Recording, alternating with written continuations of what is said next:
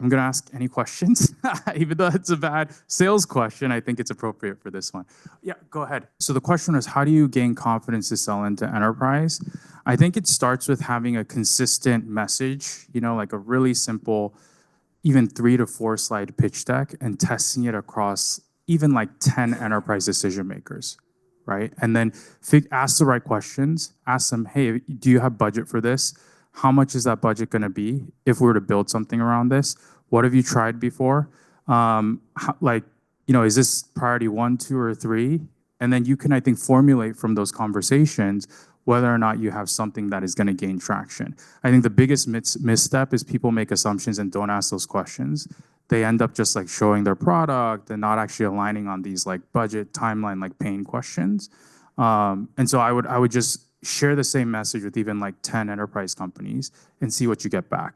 If even like 6 out of those 10 companies are like, oh, I would buy this in a month because we're actually evaluating other competitors too, then you might have something there. If people are like, oh, this is interesting but not a must-have, then you're probably barking up the wrong tree. The other thing I'll mention about enterprise, I mention it loosely, and I talk about Fortune 500 logos, right? Because they are the most complex deals.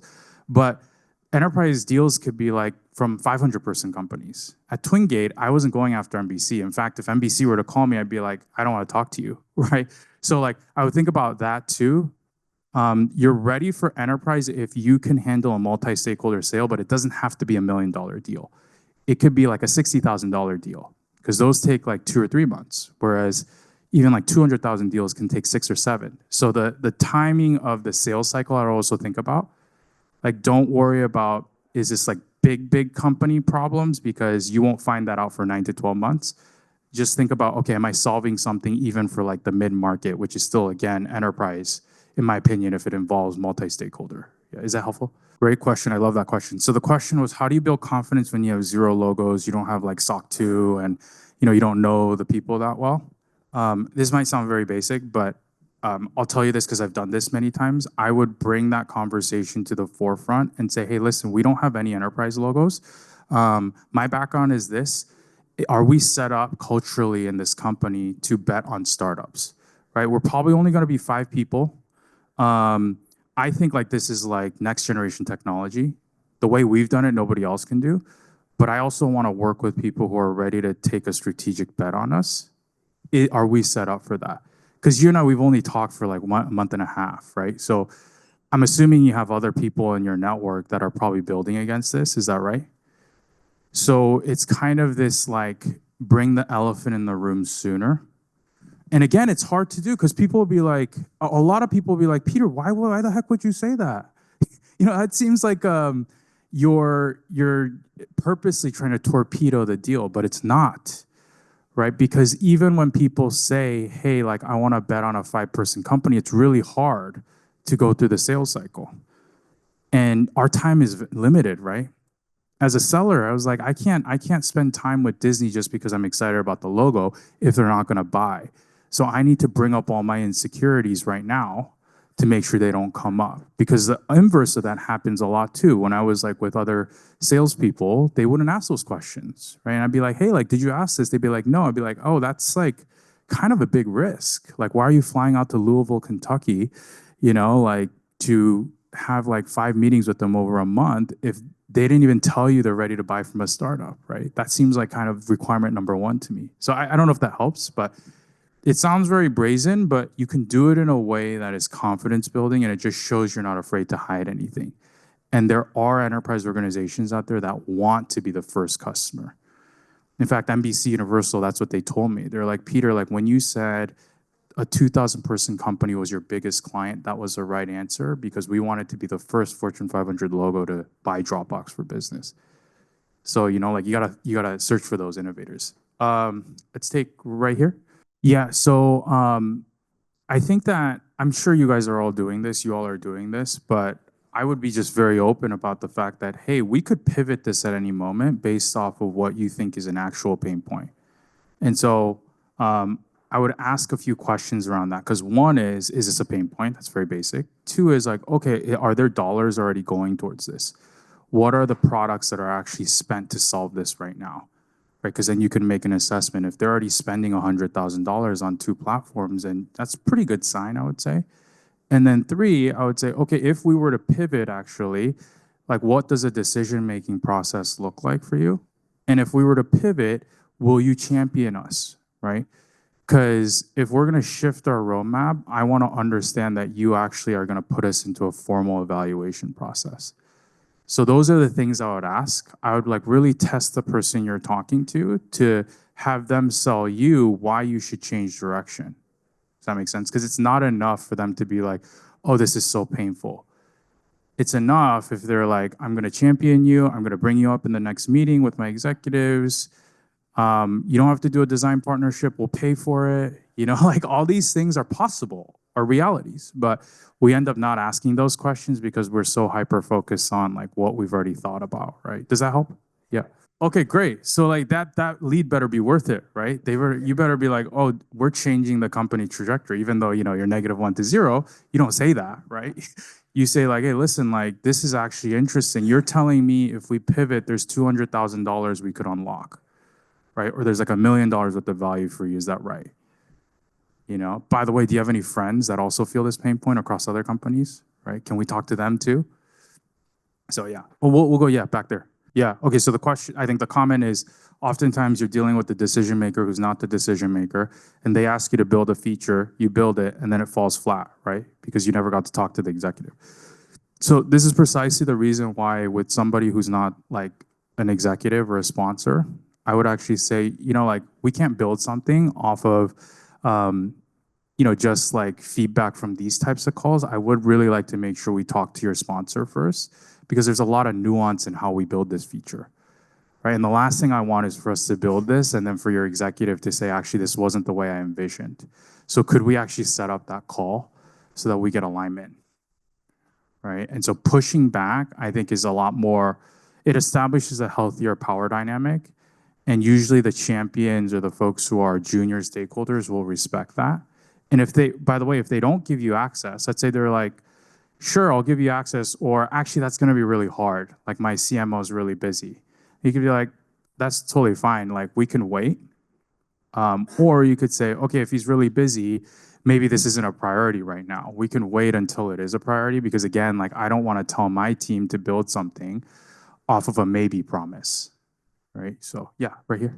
Yeah, so I don't think you should ever like spray and pray, right? So if you do, like I have heard this where they're like, oh, if they're talking about the same email, they're going to reply to you. It rarely happens, right? In fact, it makes you look kind of silly on the first call, because then you have to explain yourself. Like, why did you email 20 of my department colleagues? You'll be like, well, because there's no real good answer for that, right? I was just trying to get your attention. It makes you look desperate, right? So, there is a very real thing around like hierarchy, right? So if you target one person, that doesn't give you enough bullets to figure out whether or not they're interested, right? So I tend to start with like 3 or 4 contacts, but with this like hyper AI generation, instead of doing like using those tools, especially when you're -1 to 0 or 0 to 1, just do it manually and figure something out that's personal to the actual person you're reaching out to, right? I see a lot of people who are taking like AI scrapers and, let's say I'm targeting somebody at Nike, they'll like put in the email, oh, I read your earnings report and it looks like you're trying to increase productivity by 20%. That employee probably isn't even listening to the earnings call, right? Like, so that's not going to work because AI can do that. Whereas if you say, hey, I noticed that like 2 jobs ago, you were actually a creative director at this agency. I happened to actually like buy coffee next door from that agency, and I picked out a specific piece from your portfolio that really spoke to me. That takes, maybe it could take like 5-10 minutes, but it's worth it because they will immediately know that you took the time to intentionally research versus just trying to use something automated. And so I would think about that. It's surprising actually today how many people don't do that. I get a ton of cold emails about like my podcast or my coaching, and very rarely will somebody mention something 2 jobs ago, or even a job ago, actually. Very rarely will they mention something on my LinkedIn profile or actually like look at a post that I wrote 6 months ago. But if somebody were to do that today, I would reply to them. Yeah, people are selfish. Yeah, people care about themselves. Yeah, yeah, go ahead. Yeah, great question. So the question is, how do you talk about competition? And There's a couple things I'll tell you, like founders have told me. One is like, I don't want to mention my competitor's name because then I feel like they're going to research them and they might go with the competitor, right? That's one thing I've heard a lot of actually. The second thing that people get worried about is I don't want to seem like I'm talking poorly of a competitor either, because that comes off not so great. On the first, like, don't worry about that fear. In fact, people are judging you on how much of a historian you are and an expert you are in your domain. So if you don't know anything about your competitors, you're not an expert, right? And if you're not willing to talk about the competition, you're probably not confident in your product. And so I actually like say in pitch decks, I have my founders actually put a competitor slide. It doesn't say competitors. It just says, here's how the evolution of this technology has changed. In the early 2000s, when a lot of us were still in grade school or whatever in high school, here's what the technology was. The last 10 years, here's how it's evolved. That's where you get players like Cisco, Palo Alto Networks, and if you're in the cybersecurity space, or actually those are like way more old school, but you get it, right? You talk about a progression. And then you say, by the way, today, there's probably like 15 competitors you could research that say they do what we do. Here's the technical problem they're gonna run into, right? And I'm talking about ABC Company. Have you heard of them, by the way? Oh, no, you haven't? You should look at them. They just take a different approach. They believe that AI should be on autopilot, whereas we know that there's like actually like very kind of human parts of AI that you need to work with. And so their DNA can never shift to what we do. And the reason why we think we're going to win over the next 5 to 10 years is because of this architectural decision, kind of what I was talking about in the slide. And then you say, do you agree? Does that make sense? And when I did this talk track at Twingate, sometimes people would be like, that doesn't make sense at all. What do you mean? This is the exact same thing as your competitor. Tailscale was a competitor of ours. So I'd be like, okay, wait, let's take a step back. This is very different from Tailscale. Tailscale's like this. We're like this. I know architecture that kind of looks similar, but this part right here, you gotta deploy this on every single host machine. For us, we're not like that, right? You deploy us at the network layer. So you're saving like 5 hours of deployment time a day. And you told me you have like, 10,000 resources in AWS. Like, you're never gonna be able to deploy Tailscale. Does that make sense now? And then they're like, oh, wow, you're right. So like that interplay happens so much, but imagine how many people don't get there. 99% of people don't get there. And then they wonder, like, why did I get ghosted? I thought it was really clear why we're different. And then you hear later, they're like, oh no, like the pitch, like it didn't, they just, back channel, they just told me you're doing exactly the same thing as your competitor. And then you're like, oh shit. Like, I never actually asked them if it makes sense why we're different, right? So this is why the competition talk track is extremely powerful to have head on, because there's so many miscommunication that can happen. Yeah. Oh, yeah, go ahead. Yeah, exactly. I think that would be the ideal golden outcome, right? And that's why you asked the question, yeah. And even like a yes, I see why you're different is still good, but then you kind of got to ask that throughout the demo too, right? Even if you do that on the pitch deck, then you go to the demo and then you're like, again, this is where we are really different. Is it starting to be clear kind of how what I showed in the deck with the architecture diagram now materializes in the product? Yeah, so exactly. And then some people will be like, oh yeah, totally. At Twingate specifically, because that's my most recent operating experience, they'd be like, this is how I would have designed it if I were to design this. Sometimes people would be like, I actually tried to do this, but I couldn't get that one technical decision you talked about. I actually didn't think about that. And that is like gold, right? Because then you're building so much trust and credibility, and they feel like you're on the same level as them. Yeah. Yeah, go ahead in the back. So yeah, I think the thing to think about is, I mean, even like LinkedIn profile stuff now can be scraped, right? So it might be easy to get that information. The thing I would think about is how hard are you working to get to a personalized piece of content, right? So for me, like I used to write Medium blog posts, like when Medium was still a thing, like in 2018. Somebody mentions that, I'm like, oh, geez, like how did they find that? you know? Or if it was like let's say it's a article that's pretty public. Let's say you're like trying to go after a public figure, pick something that's linked off of that article, right? Not like a direct quote from the article, because that's easily replicated. So I don't think there's a rule of thumb other than like when I do this, I think about like what is obscure that's still relevant to what I'm trying to reach out about, right? Because you also don't want to say like, oh, I saw you went to this high school, right? And then not tie it to what you're trying to do. Like there has to be relevance to you personally or to the product you're selling. So it is like an art, I would say, but I would try and look for something that is off the beaten path. Yeah. Anybody who hasn't asked a question who wants to ask a question? Oh yeah, in the back, yeah. Yeah, so the question is like, what do you do about pricing when they ask you? Do you put it on the call or do you try and kick the can down the road, right, for a second call?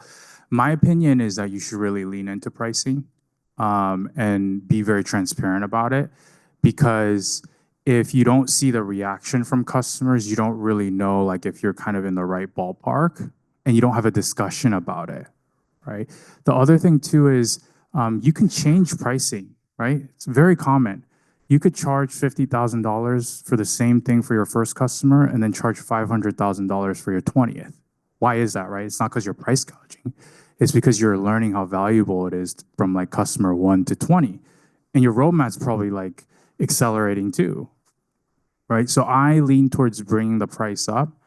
One thing I would caution is don't put the price too low and tie it to impact, not competition. Like I think competition, technology, you should definitely compare it against competition, but pricing, if you're a product of your own experience, and I'm always used to selling premium products, right? So set it at a premium if you have a premium technology and defend your product live on a call. Because usually what happens is you're like, oh yeah, for you, it'd probably be in the range of like 200 to 300,000. It might be a little bit more depending on the details of what you need. But that's kind of what we're looking at. And then usually what happens if you've priced it right, they'll say that's really expensive. And that's like a golden opportunity. You could be like, oh, really? Because like in the beginning of the call, you said you're wasting $10 million on this like burning fire. And you also told me you've tried these 3 different things. And so I guess like, can you explain to me why 300,000 is too much? Like, I'm just like genuinely curious because I need to learn also like about how I value my product. But in my mind, if I'm generating 10 million a year for you, it feels like $300,000 is a good bet to make, especially if there's been pain over the last 6 months, which you told me at the beginning of the call. So, you know, I'm kind of like combining a lot of different things, right? I'm showing that I'm listening. I'm not backing down. I'm being very logical, right? Which engineers are great at, right? And I'm using their words. And then if at that point they might say, I get it, I get it. No, this is a $10 million problem, but like, I just can't spend more than $150,000 this quarter. Be like, okay, when does this quarter end? Next month. Okay, great. So if we put it at 150,000, do we have a deal then? Yeah, I'm kind of being facetious, right? But this is actually how real conversations go, right? There's so much rich context. And if people trust you and you're asking the right questions, you get a deal. If you're not asking the right questions, you get ghosted and you wonder why. Let's get right here. Yeah. Great question. Yeah, so the question was about compensation for sales specifically, right? And how do you motivate them? So it depends on where you are, right? So traditionally for hunters, they get 50% base, 50% variable. So if we pick a round number, let's say 200K is the target, you get 100K guaranteed. And then 100K, you have to close on your own. Now that only works if you have a pipeline, right? But if you're hiring a salesperson and you're like, oh, we have 2 companies we're talking to, but you got to figure it out. You can't do that because there's too much risk. So in those situations, it still might be worth hiring a salesperson, especially if they can help with like marketing materials, like getting the leads, all of that. And in that model, what I would do is say like, hey, listen, I'm going to guarantee 150K for 2 quarters, right? So there's not a lot of upside, but not a lot of downside. And over those 2 quarters, you and I are going to determine what the goals are going to be, you know, in quarter 3, or you could do 1 quarter test in quarter 2. So that's one way to think about it. For SDRs, people who are prospecting, right, typically they get paid maybe like 65%, 35, 65 base, 35. But again, there has to be some repeatable motion that's working. If you hire an SDR who's straight out of college or who has, you know, like been at a large company, they're never going to hit the goals you set for, right? And typically the goals are how many meetings can you set with qualified buyers a month. But I suggest to a lot of people, maybe before you do that, you should actually get your demand gen marketer to figure out with all these AI tools what actually works. Because if something works, then somebody can scale it. If something doesn't work, you're not, you know, they're not going to figure it out if they're a career SDR. So that's a lot of what I talk about. Like hire really strong biz ops generalist type people in the early days. Or if you're going to hire a seller, make sure they know how to operate within a company less than 10 employees, because that's very different from operating even at a company of 100 employees. I'll go right here again. Yeah, great question. So this is actually a topic that's come up a lot. So I think what changes is in enterprise, I actually don't believe pure consumption base is helpful, because oftentimes when you're selling into the enterprise, hopefully you're hitting a strategic priority for the company. What does that mean? It means they have to actually invest in the problem. And if you try to do this thing where it's like, hey, there's no risk, consumption will bill you every month, there's not that skin in the game. And I've seen this happen with a lot of AI companies where maybe their self-serve model like blows up because they have credits or consumption based. And then their enterprise model is like, it goes like this, right? Like their enterprise traction goes like this.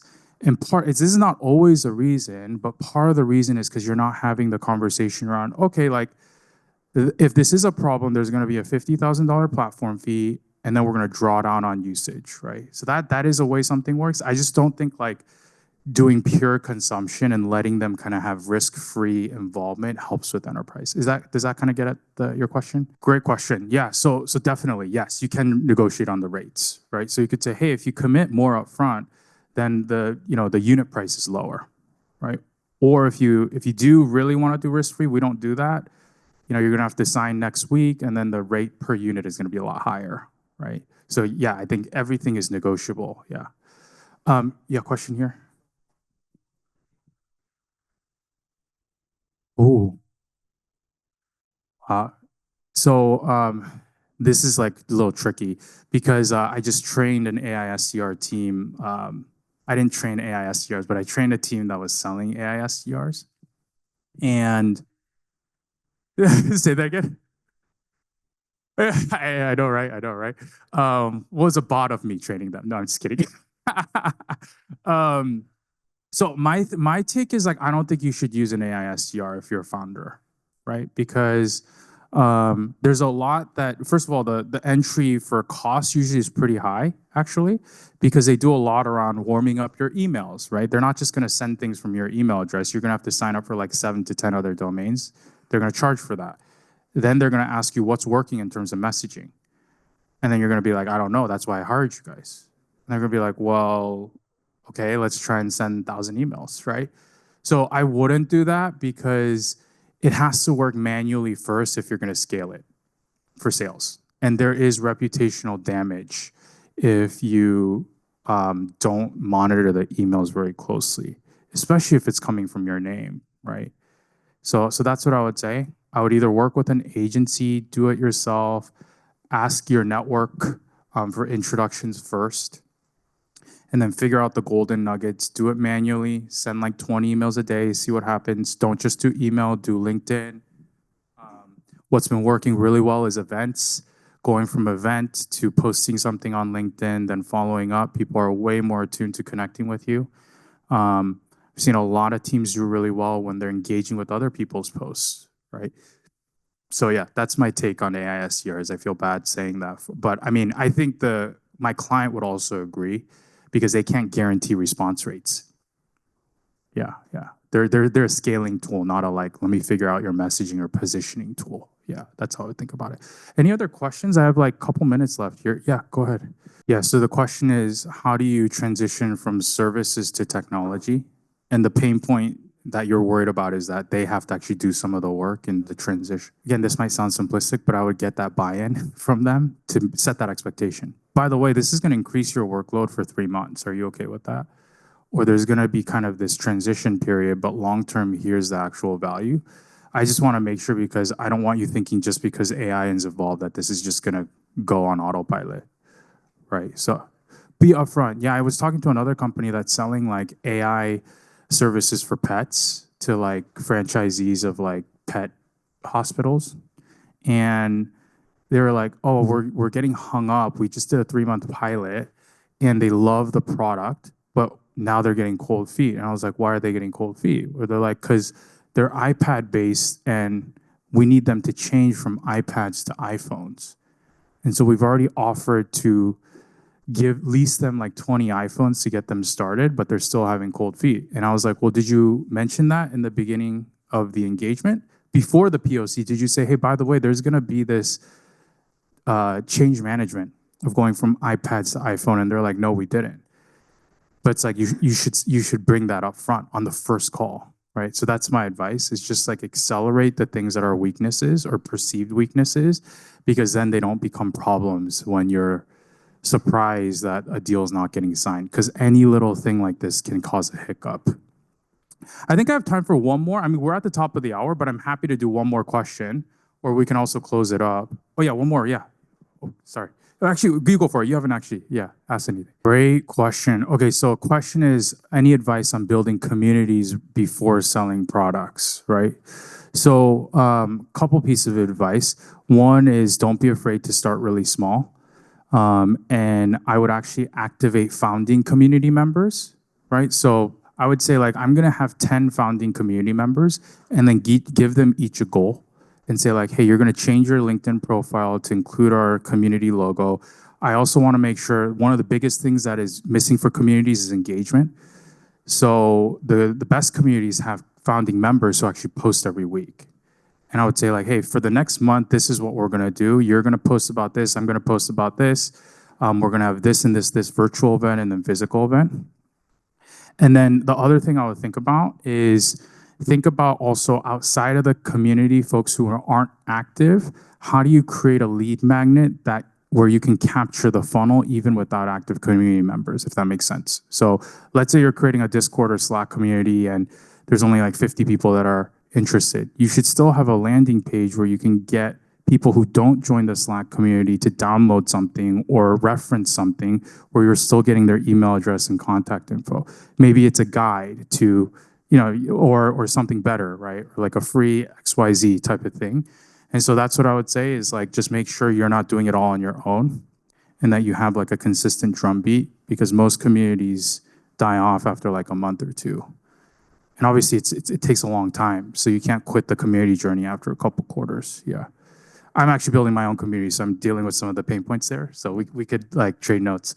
Are we good now? I think we'll wrap it up here. Please do kind of connect with me. I'll just throw up a couple QR codes here.